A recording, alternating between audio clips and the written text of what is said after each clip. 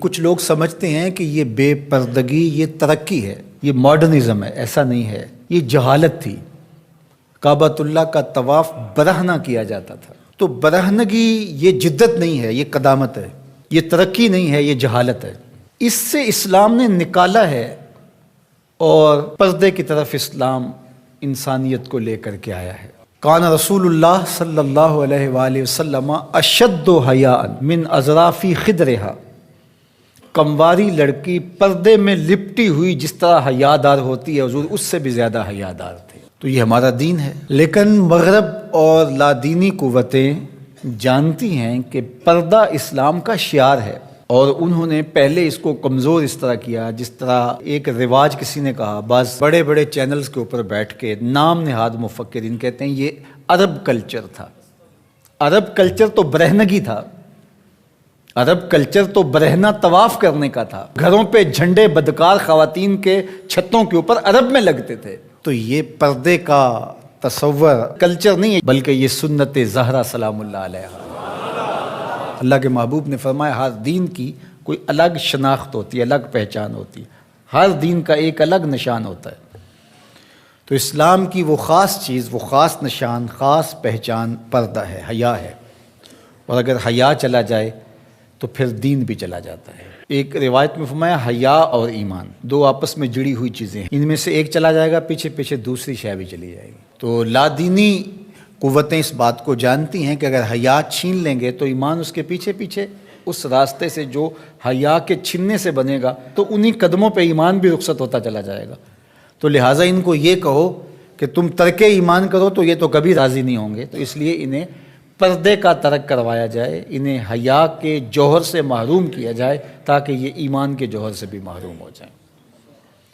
تو پھر انہوں نے کئی رنگ تراشے، کبھی کہا کہ نظر کا پردہ ہے، کبھی کہا کہ پردہ تو انسان کے دل میں ہوتا ہے۔ تو مجھے بتاؤ آج کا شخص جو شہوتوں سے لتھڑا ہوا ہے، جہاں شہوات کی گندی ہوائیں چل رہی ہیں، اس ماحول کے اندر اگر کوئی یہ بات کہے تو کتنی عجیب ہے، جس ماحول میں تقدس کی باد صبا چلتی تھی اور وحی اترتی تھی، اور جبریل کو وحی لے کر کے آتے صحابہ نے دیکھا تھا، اور قرآن اترتا تھا، اور قرآن پڑھانے والے سکھانے والے خود صاحب قرآن تھے۔ وہ صحابہ، ان کو جب پردے کا حکم دیا گیا اور ان کو نظریں نیچی رکھنے کا حکم دیا گیا، تو میں اور آپ کون ہوتے ہیں؟ جب ابو بکر و عمر کو کہا گیا کہ نگاہوں کو نیچا رکھنا، جب عثمان و علی سے کہا گیا کہ نگاہوں کو نیچا رکھنا، جب سیدہ عائشہ، حضرت ام سلمہ، حضرت میمونہ، حضرت زینب، سیدہ فاطمہ تو زہرا سے کہا گیا کہ تم اپنے پردے کی حفاظت کرنا، تو مجھے بتائیے اس تقدس مآب ماحول کے اندر بھی جب پردہ کرنے کے لیے مومنوں کی ماؤں کو حکم دیا گیا، اور ابو بکر و عمر، عثمان و علی، عشرہ مبشرہ جن کی جنت کی ضمانت بھی رسول اللہ نے دی ہے، تو جب ان کو بھی کہا گیا کہ نگاہوں کو نیچا رکھنا، تو میں اور آپ کس شمار میں ہیں؟ تو یہ ایک نفس کی کہانی ہے جو ہم گھر کے بیٹھ کے کہا کوئی بات نہیں جی، پردہ تو دل کا ہوتا ہے۔ بحالت مجبوری خواتین کو گھر سے نکلنا پڑتا ہے، لیکن اس میں بھی اس کو تاکید کی گئی کہ تیرا پردہ کسی صورت کے اندر بھی ختم نہیں ہونا چاہیے۔ میں خراج پیش کرنا چاہتا تھا یہاں ہماری ہمسائیگی کے اندر اس خاتون کو جس نے اللہ اکبر کا نعرہ لگا کر کے بتلایا کہ یہ امت ابھی بھانج نہیں ہوئی، اس امت میں آج بھی بیٹیاں موجود ہیں جو اپنی آبرو پر پہرا دے سکتی ہیں، اور یہ حالات بتاتے ہیں کہ یہ امت مرنے کے لیے نہیں، قیامت تک قائم رہنے کے لیے پیدا ہوئی ہے انشاءاللہ۔ اس دبی ہوئی راکھ میں چنگاریاں موجود ہیں، جو وقت آیا تو شعلہ جوالہ بھی بن جائیں گے انشاءاللہ العزیز۔ اقبال نے ایک بات کہی تھی، اگر پندے ز درویش پذیری، ہزار امت بمیرت تو نہ میری، بطول باش و پنہا شو ازیں اثر کہ در آغوش شبیر بگیری۔